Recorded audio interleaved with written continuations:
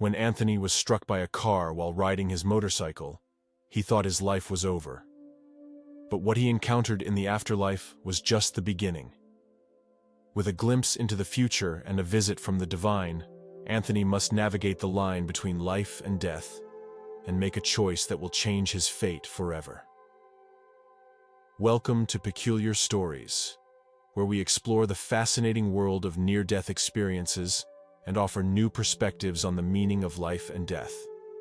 Our goal is to shed light on these profound stories, deepen your understanding of life, and provide valuable insights to our audience. Whether you're new here or simply joining us again, we're thrilled to have you on this journey. If you enjoy what we do, consider subscribing to our channel to stay updated on our latest content. And don't forget to hit the like button to help our content reach a wider audience. So sit back, relax, and get ready to be transported to the edge of life and beyond. Without further ado, let's get to the story. I was on a motorcycle without a helmet when I was struck by a car. I flew 76 feet after impact, saw a lot of departed relatives, saw Jesus, and was granted the ability to look several years into the future to aid me in deciding whether or not to come back. Hello, I'm Anthony, and I just experienced the single most gruesome event in my life. I was killed in a motorcycle accident, crossed over to the other side, visited my other deceased family members, encountered Jesus, saw heaven, and was fortunate enough to be given the chance to return home. This is the account of what transpired and how I was ultimately pushed to return to this life rather than continue living there. Asking if you've ever been struck in the head hard enough to see a bright blue light is the best way for me to explain my crossing over. If you've ever been struck in the nose or between the eyes, that bright blue light you see is the road to heaven. The moment the car struck me, which I didn't even see coming, I felt an intense heat, and everywhere I turned, I saw that blue light.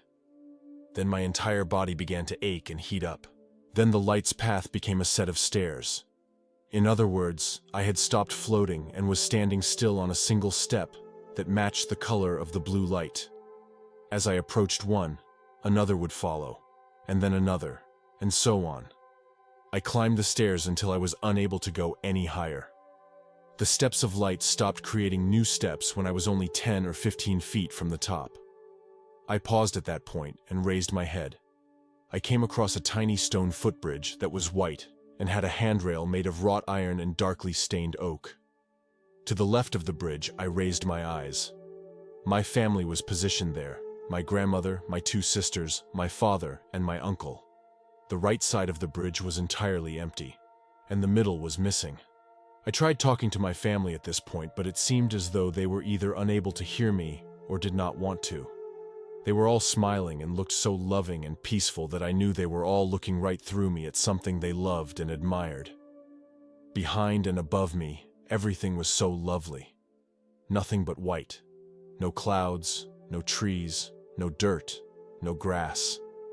Whitest, most pure white I've ever seen. It practically shone. There was a sizable building beyond the bridge made of small square windows and white stones. I wasn't sure what to think at the time, but now that I'm back and have had time to think about it, I believe it might have been heaven itself. My father was the first to speak with me. "Anthony," he exclaimed, "how did you get up here?" I replied, "I don't know." "Anthony, you know that jacket of mine?" he then asked. I affirmed. "That wasn't intended for you. I guess it is your brother's property. If you had been wearing that jacket at the time of your accident, what might have happened?" I questioned. "Accident?" I had no idea what he was talking about because I was unaware that anything had taken place. The leather jacket I was wearing when the car struck me was then displayed to me by my father. "Everything was cut up," he said. I now understood what he meant. His jacket would have also been damaged if it had been on me at the time of the incident. "Then, where would your brother have been?" my father asked, as if sensing what I was contemplating.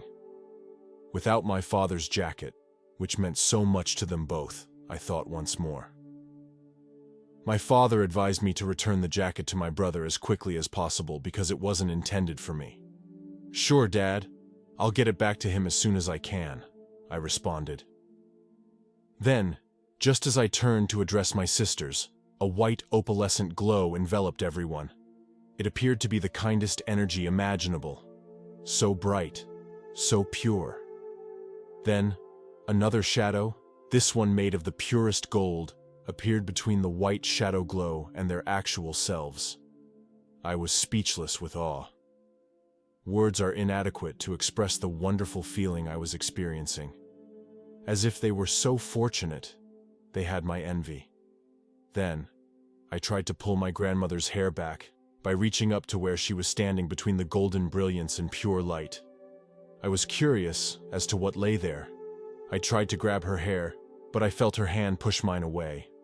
I asked her with curiosity, "Gram, what do you have to say?" "I'm so sorry. I miss you." I continued to try, but she kept pushing my hand away and telling me that it was not for me to look at that light. I was perplexed. Norma, Audrey, Grammy, and Uncle Carl then began conversing with me. They all uttered the same word. "Anthony, your time is not now. You need to turn around. There's a lot to live for. Just go back. It's not your time." "But it hurts so much. I don't think I can go back," I retorted. "In addition, I have no idea how to return." A pointed beam of light that resembled a bright halogen flashlight on a dark night descended to my right. At that precise moment, Jesus was floating down on top of the beam. As I looked up to discover the source of the light, he immediately descended to me. Then he said, "So, Anthony," looking me directly in the eye, "how are you going to proceed?" I questioned Jesus directly. "You mean I have a choice?" "You do, of course," Jesus retorted. "You suffered some serious injuries in an accident. You wouldn't be held accountable if you stayed up here. What will happen to those people down there who I care so much about?" I wondered. After turning me around and placing his hand on my shoulder, Jesus silently instructed me to look down. Everyone I care about was standing together, looking so dejected and lost. When I looked down, Jesus then revealed to me what my death would mean for the people I love. He then opened them up so that I could see their hearts as well. My mother, Grace, my sisters, Christy and Diana, my brothers, Darren and Bobby, and my wife Anne, were all visible to me. Pieces of their broken hearts were dripping to the ground. Their hearts were breaking. Jesus told me.